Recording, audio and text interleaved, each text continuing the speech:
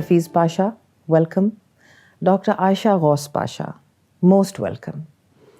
اور میں کوئی ترجیح نہیں دے رہی ہوں آپ کو ان پہ، لیکن عموماً لوگ حضرات سے شروع کرتے ہیں، لیکن میں ایک خاتون سے شروع کرنا چاہتی ہوں بیکاز خواتین جب پبلک لائف میں آتی ہیں تو ان کو زیادہ قیمت ادا کرنی پڑتی ہے. آپ نے کراچی یونیورسٹی سے ایم اے اکنامکس کیا، پھر آپ نے پی ایچ ڈی کی ان دا سیم سبجیکٹ. اس کے بعد آپ نے اپنا ایک پالیسی تھنک ٹینک بھی شروع کیا which was funded by the Canadians and set up in Karachi. اس کے بعد آپ اپنے شوہر محترم کے ساتھ امریکہ بھی گئیں. اس دوران یہ یو این ڈی پی میں تھے اور آپ نے کنسلٹنسی وہاں کی. آپ کا ہمارے ساتھ تعارف اور لنک اس وقت بنا جب آپ ریزروڈ سیٹ پہ 2013 میں پنجاب اسمبلی میں آئیں، اور پھر you became finance minister in the Punjab under the chief ministership of Shahbaz Sharif صاحب. حفیظ پاشا صاحب، آپ کے ساتھ تو بہت ہی پرانا تعلق ہے، اگر میرا نہیں تو میرے شوہر کا تو ہے. یقیناً. تو آپ بتا سکتے ہیں when you meet?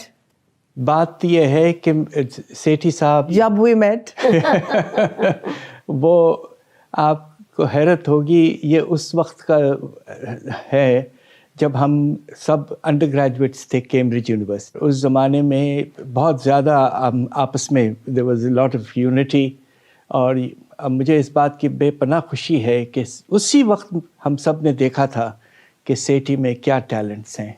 And he has certainly demonstrated his talents over the last many years. Well, I also recognized his talents, which is why I married him. But much later than اس کے بہت بعد آپ لوگوں کی تو ملاقات میرا خیال ہے لیٹ 60s میں ہوئی تھی. We were together in the late 60s in the University of Cambridge. Which college were you at? I was at Trinity. Okay, so he was at Clare. Clare. And you were both economists. Absolutely. And you both did very well. میں نے سنا ہے کہ اس سال انہوں نے بھی top کیا اور آپ نے بھی ماشاءاللہ. میں نے ٹرینٹی سے ٹاپ. اس سے پہلے محبوب الحق صاحب نے ان کو فرسٹ ایٹ ملی تھی، اور اس زمانے میں فرسٹ لینا at Cambridge University in economics was a big thing. اور اس کے بعد نجم سیٹھی صاحب نے بھی وہی معیار حاصل کیا، اور ڈاکٹر حفیظ پاشا نے بھی.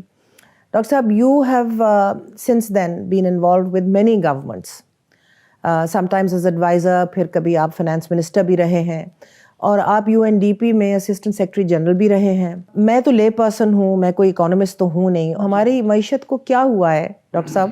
بات دراصل یہ ہے کہ پالیسیز کے لحاظ سے پاکستان نے اپنے جو ریزروز ہیں ان کو سلیقے سے نہیں سنبھالا، اور برآمدات کو حد سے زیادہ بڑھنے دے دیا.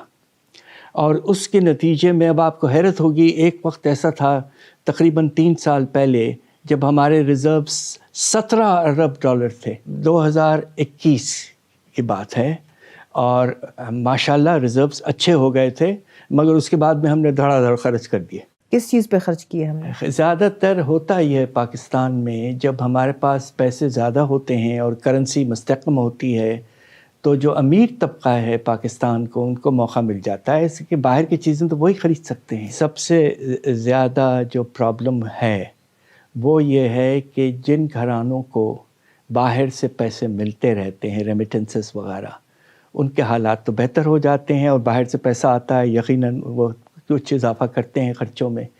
دوسری طرف ہمارے جو زمیندار ہیں، جو بڑے بڑے زمیندار ہیں جن کے پاس 100 ایکڑ کی زمین ہے، ماشاءاللہ ان کے کنڈیشنز بہت اچھے ہیں. ڈاکٹر صاحب، وہ کتنے لوگ رہ گئے ہیں پنجاب میں تو over the last 3 or 4 decade. جب پہلے بھٹو صاحب نے اصلاحات کی، اس سے پہلے ایوب خان صاحب نے اصلاحات کی، بٹ بھٹو صاحب کی اصلاحات کے بعد پنجاب میں، اور پھر اس کے بعد بتدریج کیونکہ شریعہ کے بنا پہ زمین بڑھتی چلی جاتی ہے، یہاں پر تو بڑے ذمہ دار بہت کم رہ گئے ہیں پنجاب میں.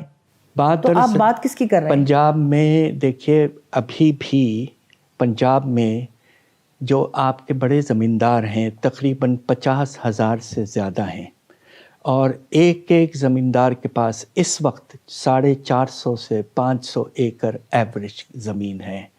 اور 1% ہمارے زمیندار پنجاب کے، ان کے پاس 22% زمین ہے، اور یہ پنجاب کی بات کر رہا ہوں میں. اور اس سے برا حال جو ہے وہ بلوچستان میں ہے. اور سندھ میں کچھ بہتر ہے، مگر پنجاب سے تھوڑا خراب ہے. سب سے بہتر حالات فرنٹیئر میں ہے، خیبر پختونخوا میں. تو اب ہوا یہ ہے کہ جب گاڑیوں کی سیل بڑھ جاتی ہے، جب کھانے پینے کے اشیاء کی چیزیں بڑھ جاتی ہیں، امپورٹ، اور پھر آپ جو ہیں ایگزاٹک چیزیں، ایکسپینسو چیزوں کو امپورٹ کرتے ہیں، الیکٹرانک اکوپمنٹ، موبائل فونز وغیرہ، اس میں اضافہ جب ہوتا ہے تو اس سے آپ کا جو برآمدات کا بل ہے وہ بڑھ جاتا ہے۔ وہ چیزیں ہم خود کیوں نہیں بنا پائے 70-75 سال میں؟ باقی ممالک میں بھی خرچے ہوتے ہیں، لیکن وہ خود اپنی گاڑیاں بناتے ہیں، وہ خود اپنے موبائل فونز بناتے ہیں۔ یہ آپ کا بڑا اچھا سوال ہے۔ ہم نے کوشش بھی کی تھی، میں ایک زمانے میں وزیر تھا تو انجینئرنگ بورڈ جو تھا وہ میرے انڈر تھا، تو اس وقت میں نے یہ سوچا کہ ہم کوشش کریں گے کہ ان کو گاڑیوں کو پاکستان میں بنانے کی کوشش کریں گے۔ تو میں نے ایک بڑا مناسب سا قدم لیا تھا کہ جو ہم امپورٹ کی ڈیوٹی لیتے ہیں بنی ہوئی گاڑیوں پر، اس کو بہت کر دیا تھا، اور جو پارٹس کے طور پہ آتے ہیں لاک ڈاؤن، اس کے ڈیوٹی بہت کم کر دی تھی۔ اب سزوکی وغیرہ اس طرح کی گاڑیوں کی اسمبلیاں ہو رہی ہیں، مگر پاکستان کو اور کرنا ہے، اور ویلیو ایڈڈ کرنا ہے۔ ہم کیوں نہیں اس عالمی دھارے میں شامل ہو سکے جہاں پر جیسے ہندوستان ہے کہ ہم بنیادی ترقی کرتے اور ہمیں امپورٹس وغیرہ پہ اتنی ریلائنس نہ ہوتی؟ خود کفیل کیوں نہیں ہیں ہم اس وقت پاکستان میں 24ویں IMF پروگرام پہ ہیں۔ IMF پروگرام میں ملک کب جاتے ہیں؟ اس وقت جاتے ہیں جب ان کی انٹرنیشنل انفلوز جو ہیں، یعنی جو درآمد ہو رہی ہے، جو پیسے ہم مل رہے ہیں ان کو ڈالرز میں، وہ کم ہیں، اور جو ان کے اخراجات ہیں ڈالرز میں وہ زیادہ ہیں، تو ان کے پاس ڈالرز نہیں ہیں۔ اب روپے تو ہمارے پاس عادت ہے، ہم جاتے ہیں اور جا کے اسٹیٹ بینک سے کہتے ہیں روپے بنا دو، جب ہمارے پاس بجٹ ڈیفیسٹ زیادہ ہوتا ہے، مزید چھاپ دو ہم بٹ ہم ڈالر چھاپ نہیں سکتے، تو ہمیں کیا کرنا پڑتا؟ چھاپ سکتے تو چھاپ لیتے، کر لیتے، یقیناً، لیکن کیونکہ ہم ایسا کر نہیں سکتے تو ہم IMF کے پاس جاتے۔ اب آپ سوچئے ذرا، جب سسٹمیٹکلی 24واں پروگرام اب چل رہا ہے تو ہم ایز اے نیشن کیسے آگے بڑھ لیں؟ ہم اپنے اخراجات قطعی طور پہ سوچ سمجھ کے نہیں کم کر رہے۔ گھر کا خرچہ نہیں چلتا ڈاکٹر صاحبہ اگر آمدن سے زیادہ اخراجات ہوں۔ ہاں، تو کب تک آپ کو کیا کرنا پڑتا ہے؟ آپ کو بورو کرنا پڑتا ہے۔ اس وقت آپ کی بوروئنگ جو ہے وہ آپ کی تقریباً 76% of your income, G D P آپ کی تو ڈیٹ پہ ہے۔ اور میں آپ کو اور کچھ ایک چھوٹی سی اور بات بتاؤں، اس وقت جو ہم اپنا ریونیو ریز کرتے ہیں، یعنی جو ہم ٹیکسز سے، چاہے فیڈرل گورنمنٹ ہو، پروونشل گورنمنٹس ہو، جتنا بھی ہم ریسیٹس کرتے ہیں، اس سے ہم لگ بھگ صرف اپنے قرضہ جات واپس کر پاتے ہیں، جو اس پہ ڈیٹس انٹرسٹ پیمنٹ ہوتی ہے۔ قرضہ جات کا سود واپس کر پاتے ہیں، اور قرضہ جات تو نہیں واپس کرتے ہم سود ریپیمنٹ، اور تھوڑا سا جو ریپیمنٹ کا کمپوننٹ ہے وہ کر پاتے ہیں۔ باقی سب کا سب جو ہے وہ جاتے ہیں اور بورو کرتے ہیں، گورنمنٹ میں سیلری دیتے ہیں، جو اخراجات کرنے ہوتے ہیں وہ اخراجات کرتے ہیں۔ لگ بھگ ہم وہ ملک ہیں جو قرضے پہ جی رہے، اور یہ ایک دن ایک حکومت کی غلطی نہیں ہے۔ 60s نے بھی کچھ بنیادیں ایسی ہلائیں ہماری، پھر اس کے بعد 70s کا ڈیکیڈ دیکھیں آپ، 80s میں ہم کہہ رہے ہیں وہ بہت اچھا ہو رہا ہے، اس نے بھی ہماری، کیونکہ اس نے کنزمپشن، لوگوں کو ایسے خرچے کی عادتیں ڈالی ہیں۔ ڈالر ڈرپ جو لگی ہوئی تھی جی اس زمانے میں، ایوب خان کے زمانے میں بازو میں ڈالر ڈرپ لگی ہوئی تھی، ضیاء الحق کے زمانے میں ڈالر ڈرپ لگی ہوئی تھی، مشرف کے زمانے میں ڈالر ڈرپ۔ تو یہ ڈالر ڈرپ مصنوعی ہوتی ہے، جب ان کے مفادات ہوتے ہیں تو ڈالر ڈرپ لگ جاتی ہے، اور پھر اس کے بعد ہم وڈرال میں چلے جاتے ہیں۔ بالکل ڈاکٹر صاحب، یہ آپ ذرا جو ڈاکٹر صاحبہ نے فرمایا ہے، میں یہاں پر آپ کو لے جانا چاہ رہی ہوں۔ ابتدا سے بتائیے کہ یہ سارا جو آوے کا آوا ہی بگڑ گیا، یہ کس نے بگاڑا؟ کون سی کلاسز تھیں جنہوں نے بگاڑا؟ کون سی پالیسیز تھیں جس کی وجہ سے ہم پٹڑی سے اترے؟ ہمارے ہاں کے جو شرفاء ہیں وہ بہت ہی بڑا حصہ ملک کی آمدنی اور ملک کا جو سرمایہ وغیرہ وہ ان کے ہاتھ میں ہے، اور بے شمار انہوں نے اپنے لیے مراد حاصل کیے ہوئے ہیں۔ اس میں کون سی کلاسز ہیں؟ اس میں سب سے پہلے تو جس طرح میں نے ذکر کیا کہ جو امیر طبقہ ہے آپ کے زمینداری طبقہ، پھر آپ کے جو سینئر جو ملٹری کے جو بڑے آپ کے سینئر لوگ ہیں، اور تیسرا جو ہے وہ آپ کے جو سرمایہ دار ہیں اور بڑے بڑے دکاندار وغیرہ، اور سینئر انفلوئنشل بیوروکریٹس، یہ ہے آپ کا اشرافیہ۔ رولنگ ایلیٹ آپ کی یہ رولنگ ایلیٹ یہ ہے. اور ہوا یہ ہے کہ چونکہ ان کے ہاتھ میں پالیسی میکنگ ساری ہے تو انہوں نے اپنے لیے بے شمار مرات ٹیکسز کے نظام میں، سبسڈیز میں، خرچوں میں ہر طرح کے بینیفٹس حاصل کیے ہوئے ہیں. اس پہ ہم نے کتاب بھی لکھی ہے یونائٹڈ نیشنز کی ریسنٹلی.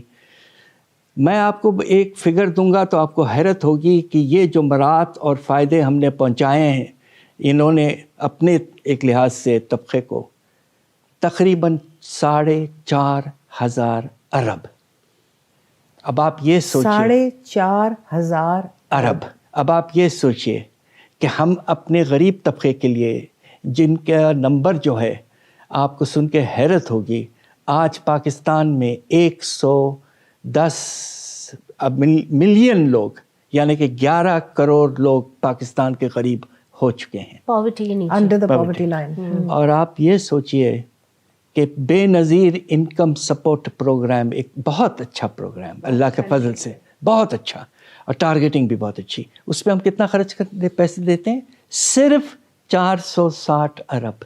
اور جو فائدے ہم وہاں پہنچا رہے ہیں وہ اس سے تقریباً 10 گنا زیادہ ہے. یہ ہے نظام میں جو ڈیفیکٹ ہے. اللہ کے فضل سے جب میں بس دعا کرتا ہوں کہ ایک وقت ایسا آئے کہ پروگریسو نظام کی طرف ہم آگے بڑھیں اور جو حاصل ہو اس سے اپنے غریب طبقہ کو اٹھانے کی کوشش کریں. ڈاکٹر حفیظ پاشا، یہ ریفارم کون کرے گا؟ یہ اشرافیہ جو رولنگ ایلیٹ ہے یہ قربانی دینے پہ کب آمادہ ہوگی؟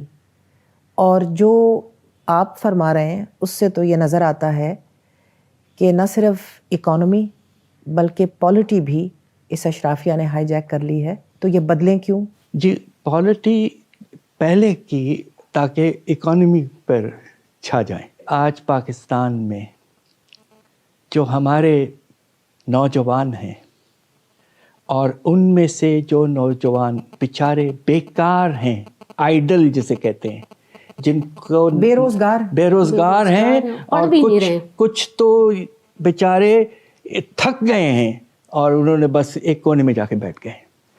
جب کسی ملک میں آئیڈل یوتھ اور بیچارے نوجوان کچھ نہ کر پائیں، آپ کو پتہ ہے کتنے ہیں ایسے نوجوان اس وقت ملک میں؟ 2 کروڑ. تو ہاں، یہاں پر تو پالیسی میکرز کہتے ہیں کہ جی پاکستان کا بہت بڑا اثاثہ ہے یوتھ بلج. یوتھ تو ہے، بلج ہے، مگر وہ بلج کی استعمال ہی نہیں ہو رہا ہے، بیکار ہے. ڈاکٹر صاحبہ، let's go back and trace the history. جو انہوں نے ڈائگنوسس کیا ہے اس سے تو ہم سب کو اتفاق ہے بالکل، لیکن یہ شروع کیسے ہوا؟ یہ بگاڑ، اس کی جڑ کہاں ہے؟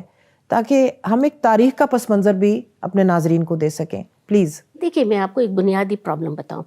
ہم جب گروتھ کرتے ہیں اس اکانومی میں 5.5% 6% ہوتی ہے، اس کے فوراً بعد آپ دیکھتی ہیں 3-4 سال کے بعد کریش ہوتا ہے. بالکل کریش ہو جاتا ہے. وہ کیوں ہوتا ہے؟ کیونکہ ہم کنزمپشن بوم لے کر آتے ہیں اور وہ مصنوعی ہوتی ہے، وہ مصنوعی ہوتا ہے. امپورٹس اس کی وجہ سے بڑھ جاتے ہیں، ایکسپورٹ بڑھ نہیں پاتے، ہمارے پاس فارن ایکسچینج نہیں ہوتا، ہم کریش لینڈنگ ہو جاتی ہے وہ جہاز کی جو چلتا ہے. یہ سسٹمیٹکلی ہو رہا. اس وقت ہم کو چاہیے تھا شروع میں ہم اپنی اکانومی کو صحیح اسٹرکچر کرتے. کیسے صحیح اسٹرکچر کرتے؟ دیکھیے، بات یہ ہے کہ پاکستان کو آغاز سے جمہوریت کی طرف جانے میں بڑی مشکلات آئے. 1947 آزادی ملی، جواہر لال نہرو وزیر اعظم بنے، محمد علی جناح قائد اعظم صاحب گورنر جنرل بنے. انہوں نے اقتدار سنبھالتے ہی کھوڑو صاحب کی حکومت تھی سندھ میں، اس کا خاتمہ کیا. پھر ڈاکٹر خان صاحب کی حکومت تھی فرنٹیئر میں، اس کا خاتمہ کیا، اور ایک قسم کا ڈائریکٹ رول شروع ہو گیا. ایسے ہی میرے خیال سے وہ اس وقت وہ بات اتنی سمجھ میں نہیں آئی تھی. یہ سلسلہ اس وقت ہوا ہے جب آپ کا آغاز ہوا 58 میں ماشاء اللہ کی ساتھ. اس سے تبدیلی آنے لگی اور وقتاً فوقتاً ماشاء اللہ آتے رہے ہیں. دیکھیے، ان کی جسٹیفیکیشن رہی، انہوں نے اپنی فائنینسنگ بھی بڑی سلیقے سے کی. افغانستان وار سے سب نے فائدہ اٹھایا ہے. 1947 آزادی کے بعد پنڈت جواہر لال نہرو نے ہندوستان میں پہلا اکنامک 5 ایئر پلان دیا. ان کی اس کی ایک بنیاد لینڈ ریفارم تھی. یس. پاکستان میں کیوں نہیں ہوا؟ یہ آپ کا بڑا اہم سوال اور پوائنٹ آبزرویشن ہے. دیکھیے پاکستان میں لینڈ ریفارمز اس لیے بگننگ سے ریزسٹ کیے گئے کہ یہاں بھی بہت پاورفل زمیندار رہیں جن کا رول برٹش راج میں یہ تھا کہ دے سپورٹڈ دی. تو ہندوستان میں راجے مہاراجے تھے, ان کے پاس تو اسٹیٹس تھیں, مگر ان کے پاس جو فرق یہ تھا کہ ان کا جو شیئر ہے وہ کمپیریٹیولی کم تھا. ہمارے یہاں ان دی اسٹیٹ فارمیشن. یس, ہمارے یہاں تو دیکھیے بات یہ ہے کہ جب بھی کوشش کی گئی لینڈ ریفارم کی تو اس کو بھٹو صاحب کا جو حشر ہوا ہے, تو یہ دیکھیے ہمارے ہاں اب میں یہ کہوں گا کہ لینڈ ریفارم سے زیادہ اب جو بڑا مسئلہ ہے وہ ڈیموکریسی ایفیکٹو نہ ہونے کا ہے. Let's take a break. Welcome back. Doctor صاحب آپ یہ فرما رہے ہیں کہ جب تقسیم ہوئی تو ہندوستان میں جو اسٹیٹ سٹرکچر میں کلاسز حاوی تھیں وہ ہمارے ہاں اس طرح نہیں تھا. یہاں پر بڑے ذمہ دار اور فوج اور بیوروکریسی اشرافیہ کا حصہ تھیں, اور انہوں نے ہی تعین کیا پھر اگلی پالیسیز کیا ہوں گی.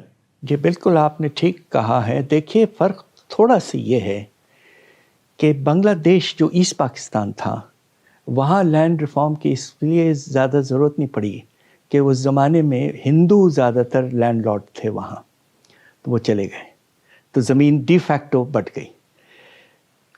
انڈیا میں بھی جو بڑے اسٹیٹس تھے, اب سب سے اہم اسٹیٹ جو ہے یونائٹڈ پروونسز یو پی, وہاں جو زمیندار تھے وہ مسلمان تھے, وہ یہاں آ گئے.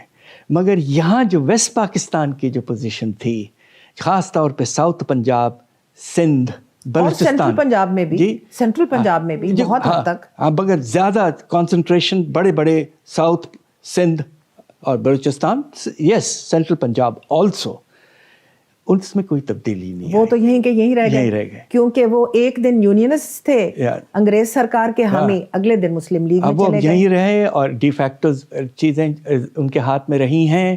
اور دیکھیے ہوتا یہ کہ پروونشل جو اسمبلیز ہیں اس میں ابھی بھی آپ دیکھیں گے کہ رورل جو ہے لیڈرشپ وہ ڈومیننٹ, وہ حاوی ہے, بالکل حاوی ہے. تو ڈاکٹر صاحب پھر جمہوریت کیوں نہیں جڑ پکڑ پائی؟ اس کی سب سے فنڈامنٹل وجہ آپ کا جو پاور سٹرکچر تھا, جن کے ہاتھ میں جیسے کہتے ہیں بڑے بڑے پالیسیز وغیرہ سب وہ بناتے تھے, تو عوام کا رول ہو نہیں پایا ہے پاکستان میں. 40 سال پہلے ایک بڑا اچھا نظام تھا پرائس کنٹرول کا, آپ کو یاد ہوگا, اور پرائس لسٹیں ہوتی تھیں, ڈسٹرکٹ کلیکٹر یعنی کہ ڈپٹی کمشنر اس کو ریگولیٹ کرتا تھا اور وہ نظام چلتا تھا. آج وہ نظام ختم ہو چکا ہے.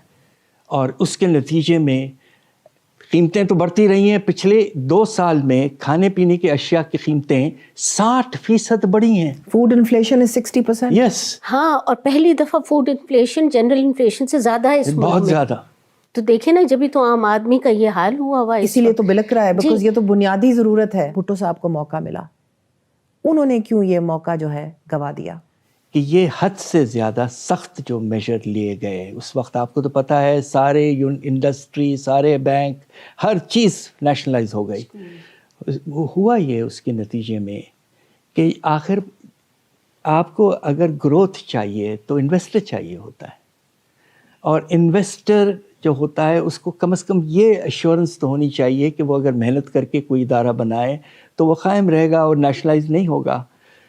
اور انویسٹر بننے میں تو کتنے ڈیکیڈز لگتے ہیں. بالکل, کتنے ڈیکیڈز لگتے ہیں, اور ختم ہونے میں جھٹ لگتا ہے. اس کے بعد میں آپ کو حیرت ہوگی, جو ہم نے ریسرچ کیا ہے, مجھے افسوس سے کہنا پڑتا ہے اس لیے کہ ہم سب بڑی عزت کرتے تھے بھٹو صاحب کے, اور اب تو ہمیں اتنی خوشی ہوئی ہے پچھلے دنوں سپریم کورٹ کی نے جو بات کہی ہے. انویسٹمنٹ, پرائیویٹ انویسٹمنٹ 70% گر گیا. یہ 70 کی دہائی کی بات کر رہے ہیں؟ جی 70 کی بات کر رہا ہوں میں, 70 کی دہائی تک. اور اس کے نتیجے میں جو ہمارا ایک مومنٹم تھا بڑھنے کا آگے, وہ کافی متاثر ہوا ہے. That was the voice of the times. اس وقت کی آواز تھی. ہم سب اس وقت ینگ تھے, Sethi, myself, all of us, ہماری رائے یہ تھی ہم سب کی کہ نیشنلائزیشن اکراس دا بورڈ نہ کریں، صرف یہ کریں کہ بینکوں کا نظام ٹھیک کر دیں۔ ہو یہ رہا تھا کہ بینکوں کا جو پیسہ تھا وہ سرمایہ دار جو بینک کو اون کرتے تھے وہی لے لیتے تھے، وہی لے لیتے تھے۔ اس وقت جو بڑے ہاؤسز، انڈسٹریل ہاؤسز تھے، بینکس انہی کے تھے، بینک کی تھے۔ تو وہ اگر ٹھیک ہو جاتا، اگر ہم صرف وہ لنک توڑ دیتے تو پھر انویسٹمنٹ کے لیے اور لوگ بھی آتے جاتے اور گروتھ چلتی رہتی۔ ڈاکٹر اقبال احمد مرحوم who was a great thinker as you know، انہوں نے ایک دفعہ کہا تھا کہ بھٹو صاحب نے یہ جو پاکستان کی انسپینٹ انڈسٹریل کلاس تھی، اس کے خلاف یہ قدم اس لیے اٹھایا کیونکہ اصل میں وہ وڈیروں کے اور ذمہ داروں کے ترجمان تھے۔ کچھ حد تک یہ بات ہے، مگر ساتھ ساتھ یہ سوچئے کہ وہ ریفارم، لینڈ ریفارم بھی لانا چاہتے تو انہوں نے کی ہے، اور لاسٹ اسٹیپ جس پہ وہ مارے گئے وہ یہی تھا، آپ کو تو پتہ ہے۔ بات یہ ہے کہ جو دوسری لیڈرشپ تھی، نہ زمینداروں کی نہ سرمایہ داروں کی، بٹ ایک اور جو لیڈرشپ ہے، جو اصل لیڈرشپ ہے، جی، ان کو یہ بات اچھی نہیں لگی تھی۔ 80 کی دہائی میں ضیاء الحق برسر اقتدار آئے، اس کے بعد ہمارا ایک ڈیزاسٹرس افغان وار شروع ہو گیا، جہاں پر ہم نے امریکہ کا ایجنٹ بن کے افغانستان میں ان کی جنگ لڑی۔ ضیاء الحق کے زمانے میں میں صرف ایک بات کہنا چاہتی ہوں، دیکھیے ہمارے پاس پولیٹیشینس کا ایک زمانے میں education, health, tertiary education, primary education, basic health care پہ رجحان نہیں ہوتا، زیادہ تر رجحان سڑکیں بن گئیں، گلیاں نکل گئیں، اس پہ تھا۔ انہوں نے پہلی دفعہ 5 پوائنٹ پروگرام دیا تھا، اس میں جنیجو صاحب نے دیا تھا، انہوں نے بنیاد ڈالی آؤٹسٹینڈنگ لیڈر، محمد خان جنیجو جی، مگر وہ بیچارے اس لیے نہیں رہ پائے جنیوا ایکارڈ وغیرہ۔ مگر جس طرح ڈاکٹر صاحبہ کہہ رہی ہیں 100% مناسب بات کری، اس کا فوکس رورل فوکس تھا جی، 5 پوائنٹ پروگرام، ہیلتھ، ایجوکیشن۔ اور اس وقت آپ نے دیکھا ہوگا کہ اس کے بعد 5 سال 6 سال ہمارا جو ہیومن ڈیولپمنٹ کا لیول ہے، انڈیکس وہ بہتر ہوا۔ لیکن محمد خان جنیجو نے تو ایک بہت بڑا گناہ کیا، جنیوا اکارڈز بلائے وہی اور بٹھا کے لوگوں کو یہ کہا کہ ہمیں افغان جنگ اب امریکنوں کے لیے نہیں لڑنی چاہیے۔ تو پھر جنیجو صاحب کو تو پھر جانا ہی تھا۔ اس زمانے میں 11 سال جب بے بہا ڈالر پاکستان میں آئے، کیا معیشت کی سیدھی اس وقت سمت نہیں ہو سکتی تھی؟ پہلی دفعہ IMF پروگرام میں ہم کب گئے؟ 1988 جی، یہ ضیاء الحق کا گولڈن دور کے بعد یہ نتیجہ۔ ہم یہ اپرچونٹیز کیسے اویل کرتے؟ اگر ہماری اشرافیہ کا کلاس سٹرکچر اور ان کی سوچ ہی نہیں بدلی تھی تو کیسے اویل ہوتی؟ وہ تو وہیں رہے۔ ہندوستان میں اس وقت 160 بلینئرز ہیں، ڈالر بلینئرز، 160 ایسے لوگ ہیں جن کے پاس $1 بلین ان کی ویلتھ ہے، نیٹ ورتھ۔ اور پاکستان میں کتنے ہیں؟ 2 یا 3۔ ان کا نام نہ لیجیے گا، نہیں، مگر میں آپ سے یہ کہنا چاہتا ہوں کہ یہ 160 بلینئرز جو ہیں، انہوں نے ہندوستان کی ترقی میں جو رول پرفارم کیا ہے حیرت انگیز۔ انفارمیشن ٹیکنالوجی میں جو اس وقت ہندوستان $300 ارب ایکسپورٹ کر رہا ہے، یہ ان لوگوں کا رول ہے۔ ٹیکنالوجی لائے، ملک میں انویسٹمنٹ کی اور لوگوں کو موقع دیا۔ That is the progressive kind of capitalist class we want, not rent seekers. جب سینٹو میں جاتے ہیں، پیکٹ میں جاتے ہیں ان دا 1950-60s میں، تو آپ رینٹ سیکنگ پہ آ گئے نا، کہ ہم نے اپنا ملک تمہیں کرائے پہ دیا، ہمیں کرایہ دو اور جو مرضی کر لو۔ آپ کو میں ایک چیز بتا دوں، آپ کی بات سپورٹ، 80s میں آپ رینٹ سیکر، آپ کا اسٹیٹ، آپ کی ریاست رینٹ سیکنگ کی، بالکل کی، اور 2000s میں پھر آپ رینٹ سیکنگ پہ چلے گئے افغان وار۔ تو آپ جو کہتے ہیں کہ ہمیں ایک ایسی اشرافیہ چاہیے جو رینٹ سیکر نہیں ہے، تو جب ریاست کے ادارے ہی خود رینٹ سیکر ہوں تو اشرافیہ نے کیا کرنا ہے ڈاکٹر صاحب؟ یہ مسئلہ ہے۔ دیکھیے فرق یہ ہے کہ ہندوستان اور بنگلہ دیش میں ابھی تک ہم نے وہ ٹریڈیشنل جو فورسز ہیں ان کا رول بالکل نہیں دیکھا۔ ہمارے ملک میں کیوں ہے؟ یہ اس کی وجہ یہی ہے کہ جو کمپیکٹ بنا ہے پارٹیشن کے کچھ پہلے اور پھر بعد میں اور بڑا، وہ قائم رہا ہے، اور ڈیموکریسی نہ ہونے کی وجہ سے یہ ہوا ہے۔ شاید وہ اس کمپیکٹ کی وجہ سے ڈیموکریسی قائم نہیں ہو سکتی۔ کازالٹی یہ بھی ہو سکتی ہے، بالکل ٹھیک۔ ڈاکٹر صاحب، آپ نے کیونکہ حکومت میں بھی رہ کے دیکھا ہے کہ گورننگ کلاسز یا کہ جو پولیٹیکل پارٹیز برسر اقتدار آئیں، انہوں نے یہ کمپیکٹ توڑنے کی کوشش کی۔ دیکھیں، میں آپ کو بہت کھل کے بات کر رہی ہوں، میں کافی میڈیا میں خاموش رہی ہوں، اس کی وجوہات تھیں کچھ، بٹ اب میرے خیال سے کھل کے بول لینا چاہیے۔ ہر کوئی جب یہ دیکھے گا کہ کیک میں میرا حصہ کتنا بڑا ہے تو کیک بڑا کبھی نہیں ہوگا۔ اگر ہم میں سے ہر ایک انڈیویجول کو اپنے حصے کی پرواہ پڑی رہے اور کوئی یہ نہ دیکھے کہ کیک بڑا کس طرح ہوگا، تو میں آپ کو یہ بات کہہ سکتی ہوں بالکل کہ کیک بڑا نہیں ہوگا۔ یہ بہت ہی عمدہ پوائنٹ ہے یہ۔ 2013 میں آپ ریزرو سیٹ پہ پنجاب اسمبلی میں آئیں اور پھر آپ پنجاب کابینہ میں فائنانس منسٹر بنی۔ جی، ہم نے آسٹیریٹی کے میجرز بنا کے دیے کیونکہ ایک کولیپس ہو رہا تھا، 7.6% GDP ڈیفیسٹ ہے، تو آپ نے کیسے کم کرنا ہے؟ انکم تو اتنی جلدی بڑھتی نہیں، آپ اخراجات کم کرتے، ان کے لوازمات کم کریں، وہ نہیں کرنے ہم نے تیار۔ چھوٹی چھوٹی سی چیز بنا کے دی۔ میں آپ کو چھوٹا سا مثال دوں، ہم نے ان سے کہا یہ جو وابڈا کے لوگ، کیونکہ پاور سیکٹر پاکستان کو اس وقت کولیپس کرا رہا ہے، ہم نے ایک مثال کے طور پہ دے رہی ہوں، ہم نے کہا یہ جتنے لوگوں کو پاور بجلی ملتی ہے مفت، آپ نہ دیں، آپ اتنے پیسے دے دیں انہیں تو مر نہ جائیں۔ نہیں ہوا، نہیں ہوا۔ یہ تو بیوروکریٹ کا ایک ایگزامپل میں نے آپ کو دیا۔ ڈاکٹر صاحبہ، اس بیوروکریسی میں سول بیوروکریسی، ملٹری بیوروکریسی دونوں ہیں۔ ٹوٹلی۔ اور میں آپ کو ایک اور بات کہوں گی، چلیں بے شک آپ اس میں جو بھی آدمی جب کھل کے بولتا ہے تو بس کھل کے بولتا ہے، اس میں پھر آسٹیریٹی کے زمانے میں ہم نے یہ بھی دیکھا کہ ہمارے ججز کالونی کے گھر ور بھی بن رہے ہیں، ایوری تھنگ، بھائی ہم آسٹیریٹی کر رہے ہیں، کہاں سے یہ کیوں ہو رہا ہے یہ سب کچھ، بٹ ہم نے پھر بھی وہ بھی بنتے۔ میں آپ کو کوئی ایک ایگزامپل ایسے اسٹیک ہولڈر کا نہیں دے سکتی جس نے لوٹ کے یہ کہا ہو یہ ملک کرائسس میں ہے، یار یہ اب ہمیں نہیں کرنا چاہیے۔ ایک وقفہ لیتے ہیں، ہمارے ساتھ رہیے گا۔ Welcome back. بجائے اس کے کہ پاکستان میں ریفارم کی جائے اور حالات بہتر کیے جائیں، اپنا اثاثہ جو ہے وہ ایلیٹ دبئی میں انویسٹ کر رہی ہے، بڑے بڑے گھر، پراپرٹیز وغیرہ، تو دے آر ڈائیورسفائنگ۔ وہ ماشاءاللہ بڑے سوچ سمجھ سیاڑے ہیں۔ 90 کی دہائی میں بے نظیر بھٹو، نواز شریف، بے نظیر بھٹو، نواز شریف، اس ڈیکیڈ میں کیا ان سیاستدانوں نے یہ سمت معیشت کی درست کرنے کی کوشش کی؟ اتنی پولیٹیکل انسرٹنٹی تھی، اتنی آنا جانا ہو رہا تھا حکومتوں کا کہ دیکھیں جب حکومت اپنے آپ کو سیف کر رہی ہوتی نا تو وہ اسٹرکچرل لانگ ٹرم ریفارم نہیں کرتی، وہ ناک تک دیکھتی اپنی، میں کیسے اپنی کوئی گلی نالے بنا کے ووٹ لے لوں، کوئی اسکول کی بلڈنگ آدھی پونی کھڑی کر کے ووٹ لے لوں، میں کیسے اپنی کرسی بچا لوں، کیسے بچا لوں، اس کے پر یہ ویژن نہیں ہوتا کہ میں کیسا اپنے ملک کو گروتھ پاتھ پہ وہ ڈال دوں کہ ہم ڈیولپڈ کنٹریز کی نیشن میں آ جائیں یا ہم ایسی اسٹریٹجک انویسٹمنٹس کر لیں۔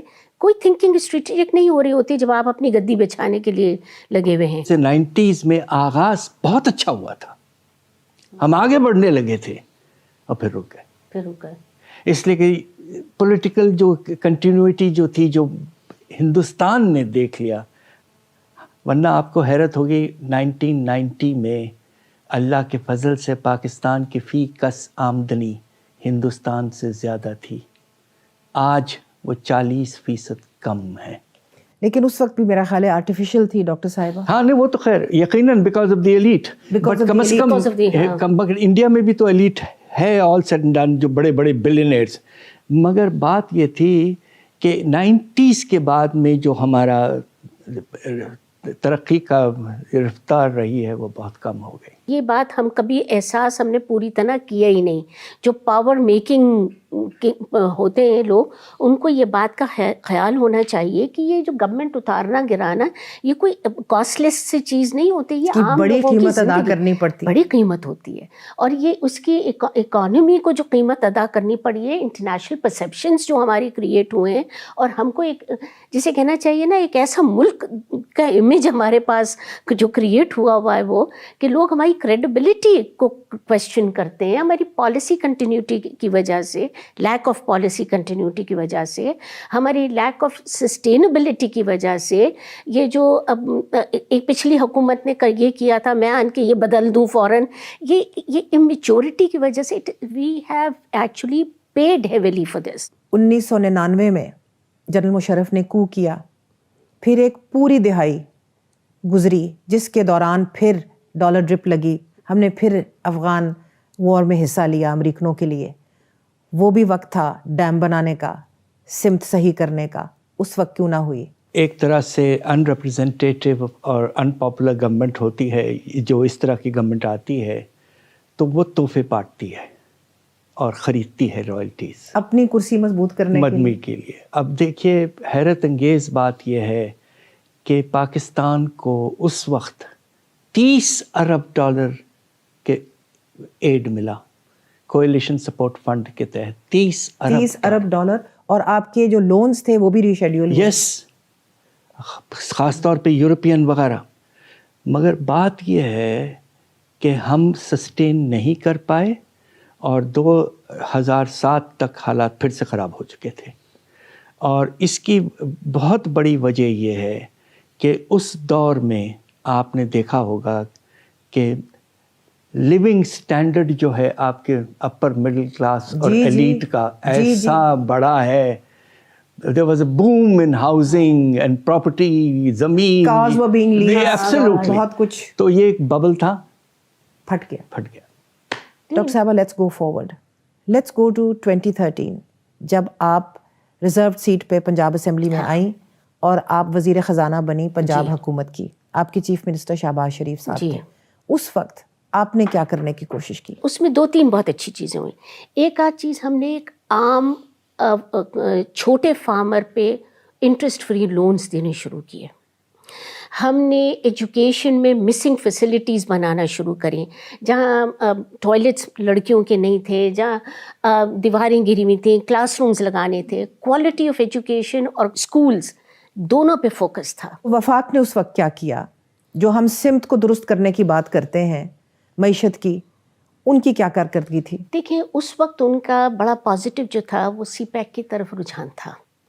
मेरे ख़्याल से उस चीज़ को हमने आगे बढ़ा लेना चाहिए था। उस तेज़ रफ्तारी से, उतनी तेज़ रफ्तारी से बढ़ा नहीं पाया। फिर 2014 में पॉलिटिकल अनसर्टेनिटी शुरू हो गई थी ना? शुरू हो गई, तो उसकी वजह से कुछ नैब वगैरह का सिलसिला शुरू हो गया था। नैब का सिलसिला शुरू हो गया, जिसकी वजह से, जो आपको पता है वो किस वजह से शुरू हुआ, वो सब चीज़ों में सब डर के बैठ गए, उससे मोमेंटम ख़राब हो गया। उसके बाद इमरान खान साहब आए, उन्होंने इनके इतने बड़े बड़े क्वेश्चन मार्क रेज कर दिए सीपैक पे, जिससे उन्होंने एक्चुअली वाज वेरी रिस्पॉन्सिबल, क्योंकि आप इंटरनेशनल इन्वेस्टर्स और इंटरनेशनल गवर्नमेंट्स जब इन्वॉल्व होती हैं तो आप फिर इस तरह के क्वेश्चंस रेज नहीं करते। That was irresponsible, you are saying गैर जिम्मेदाराना रवैया था। सॉवरेन गारंटी होती है। और आप इस तरह, मैं सिर्फ एक बात कहना चाहता हूँ, और वो ये है कि पाकिस्तान के जो बाहर के क़र्ज़े हैं वो आज तकरीबन 130 अरब डॉलर तक पहुंच चुके हैं।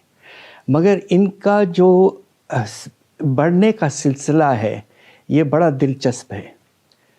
पाकिस्तान के पहले तकरीबन 65 साल में बराबर 65 अरब डॉलर का लोन हम पहुंचे।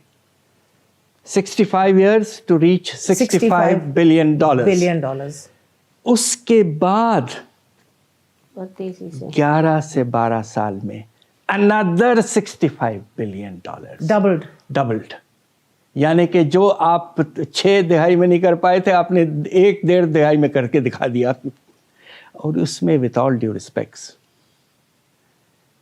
2013 से 2018 तक हमने जो पॉलिसी अडॉप्ट की कि एक्सचेंज रेट को मुस्तहकम करेंगे, ये जैसे कहते हैं ना मर्दाना, उसके नतीजे में आपके जो बरामदात हैं यानी इंपोर्ट्स जो हैं वो इतने तेज़ी से बढ़े कि 2017 में पाकिस्तान की तारीख का बुलंद तिजारती खसारा 20 अरब डॉलर का हुआ एक साल में।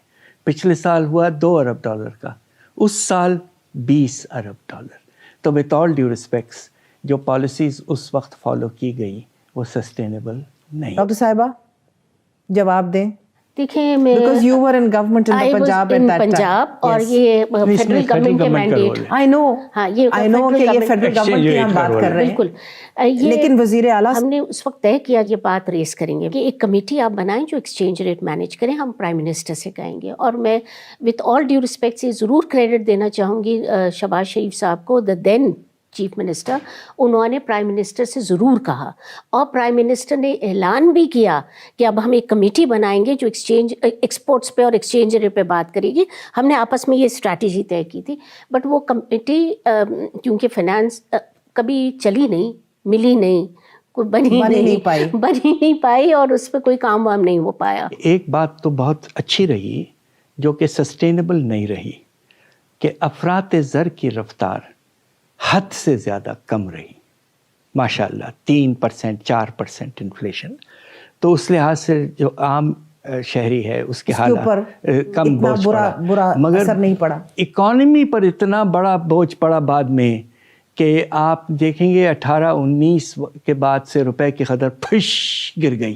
اس کی وجہ یہ کہ جو آپ نے اتنی زیادہ ڈیفیسٹ کر دیا, اتنے زیادہ لونز لے لیے کہ وہ سسٹینیبل نہیں رہے اور آپ کے ریزروز گر گئے, اور اس کے نتیجے میں آپ اس دہانے پہ کھڑے ہیں. آج کھڑے ہیں. یہ اگر اکانومی کو صحیح فوٹنگ پہ ڈالنا ہے تو ہم نے جتنے امپورٹنٹ اسٹیک ہولڈرز ہیں انہوں نے اب ایک میز پہ بیٹھ کے یہ طے کرنا ہے کہ ہاں ہمیں پاکستان کو اب چلانا ہے.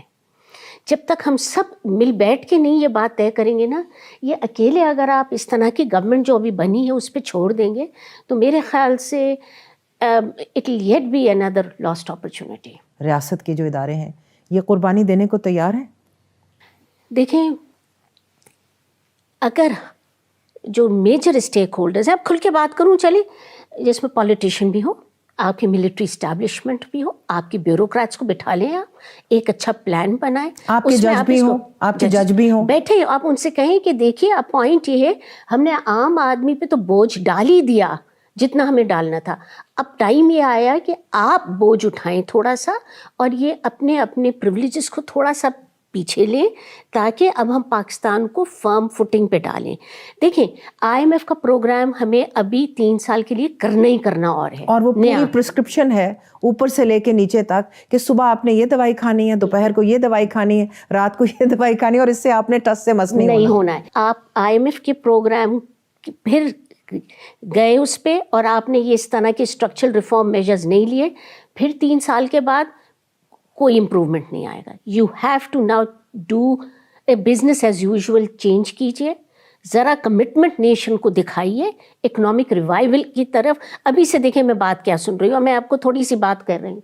ابھی ہم آئے ہفتہ نہیں ہوا ہے, میں آپ کے لیے یہ اچھا کر دوں گا, میں آپ کے لیے اچھی کر دوں گی, میں آپ کے لیے, یعنی ابھی امپریشن یہ دیا جا رہا ہے کہ سب بہت اچھا ہو جائے گا, فٹ فٹ فٹ فٹ خرچے ہوں گے, ہم آپ کے لیے کر دیں گے. بھائی آپ نے سوچا ہے کہاں سے آئے گا وہ؟ PDM کی حکومت میں بھی آپ فائنانس ایڈوائزر تھیں, اسٹیٹ منسٹر فار فائنانس تھیں, member of the national assembly بھی تھی. اس وقت آپ نے اپنے جو MNAs وغیرہ تھے ان کو جو یہ پیسے دیے, کسی کو آپ نے 50 کروڑ دیا, کسی کو آپ نے 1 ارب تک دیا. اس وقت آپ نے یہ رسپانسبلٹی کیوں کی؟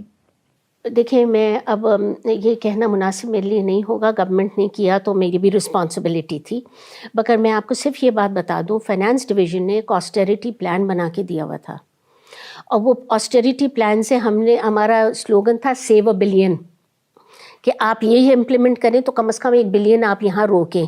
آپ نے 1 بلین روپیہ تو لیجسلیٹرز کو دے دیا. جی, اس کے تو اب کیا بتاؤں, کیونکہ میں شولڈر کر رہی ہوں وہ رسپانسبلٹی. یہ صرف یہ کہنا چاہتی ہوں کہ وہ تو شہباز شریف صاحب کی رسپانسبلٹی ہے. He was the prime minister, the buck stops at him. Yes doctor صاحب, let's just go to the Imran Khan government 2018 to 2022. انہوں نے کیا کیا, کیا انہوں نے کوشش کی معیشت کی سمت درست کرنے میں؟ دیکھیے عمران خان کے ساتھ جو with all due respects again problem یہ رہا ہے کہ انہوں نے بھی جسے کہتے ہیں نا جادو کی چھڑی چلانے کی کوشش کی. تو جب وہ آئے चूँकि उनके नाम पे बड़ा गुडविल इंटरनेशनली भी था, तो सारी कोशिश ये थी कि मुल्कों से पैसे बड़े बड़े लेकर हम अपनी पोजीशन कंफर्टेबल कर लें, सऊदी अरेबिया से, यूएई से, वगैरह वगैरह, चाइना वगैरह। जादू की छड़ी, ये भी एक बड़ा मसला रहता है हमारे लीडरशिप के साथ कि कोई ऐसी चीज़ ले आओ जिससे जादू की छड़ी चले और सबका क्या हालात बेहतर हो जाए। डॉक्टर साहिबा, हम पहुंच गए हैं 2022 में। अगर ये सब कुछ हो चुका था, मईशत का ये हाल था, तो क्या पीडीएम को उस वक्त हुकूमत बनानी चाहिए थी? देखिए, जिस तरह फ्रिजाइल हुकूमत भी छोड़ी थी इमरान खान साहब ने, और जिस तरह उनको, क्योंकि अंदेशा था मैं जाने वाला हूँ, उन्होंने जो आईएमएफ के साथ हमारी क्रेडिबिलिटी को डैमेज किया है, और जिस तरह वादे करके उसके उलट इकदामात उठा लिए। क्योंकि इस आईएमएफ प्रोग्राम में तो पीटीआई की हुकूमत जा चुकी थी और वादे किए थे, और वो जो किए थे उसके बिल्कुल उलट करके चले गए तो वो हमारे पास बहुत फ्रिजाइल इकोनॉमिक सिचुएशन थी, कोई मुनासिब टाइम नहीं था आने का। अलबत्ता जब हम आ गए तो हमने कहा चलो बेड़ा उठाते हैं, हाथ आइस्तीनों ऊपर करते हैं और लगते हैं। Last word from both of you, तो क्या बीमारी का इलाज है? एक आप कंसेंसस रोड मैप बनाएं, छोटी डिटेल में जाने की ज़रूरत नहीं, strategic direction that the economy should take, irrespective of who is in government, we all should stand committed to it. इस फेडरल गवर्नमेंट में पीएमएलएन भी है और पीपल्स पार्टी भी है। ये दो बड़ी पार्टीज़ हैं, गो के पीटीआई बाहर है, लेकिन ये दो बड़ी पार्टीज़ रियासत के इदारों को जोड़ के और इस चार्टर ऑफ इकोनॉमी के ऊपर कोई काम कर सकते हैं? देखिए, ये आपके पास ऑप्शन नहीं रहा है। क्या ये करेंगे चार्टर ऑफ इकोनॉमी पे काम? अगर आप नहीं करते हैं तो this will be yet another time when Pakistan would be पेरिलसली close to complete collapse. अगर नेशनल एफर्ट नहीं है, हर इदारे अपने वेस्टेड इंटरेस्ट बरकरार रखना चाहेंगे, तो ये तो हमने पिछले 70 साल में देख लिया कि क्या नतीजा निकलता उसका। क्या अभी भी नहीं सीखेंगे? क्या हम अभी भी नहीं सीखेंगे? इस सवाल पे इस प्रोग्राम का इख्तिताम करते हैं। Thank you so very much for your time. Thank you. Thank you.